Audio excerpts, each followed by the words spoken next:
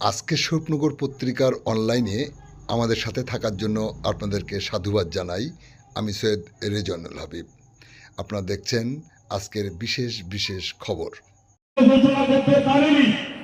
সমস্যা এই অঞ্চলের সভাপতি স্বয়ং মমতা বন্দ্যোপাধ্যায় স্বীকার করে, অভিষেক বন্দ্যোপাধ্যায়ের দপ্তরে অভিষেক বন্দ্যোপাধ্যায় স্বীকার করে, রাজ্যের সভাপতি সুব্রত বক্সী স্বীকার করে, তেঁতুল মির্জাপুর অঞ্চল তৃণমূল কংগ্রেসের সভাপতি সমীর শাহ তাকে অন্ধকারে রেখে পঞ্চায়েতে করে কমে খাওয়ার জন্য এই সমস্ত সব নেতৃত্বকে সামনে আনা হয়নি। দল আমাকে প্রদান করেছে 24 ঘন্টা যদি মানুষের পরিষেবা দেওয়া দেয় তাতেও পরিষেবা ফুরাবে না। আমাদের এখানে এসে আমরা শুনছি এখানকার প্রধান নাকি পঞ্চায়েত অফিস করেন না, পঞ্চায়েত অফিস করেন না। যদি কোনো মানুষের কোনো পরিষেবা পেতে হয় তাহলে বাড়িতে গিয়ে পরিষেবা নিয়ে আসতে হবে।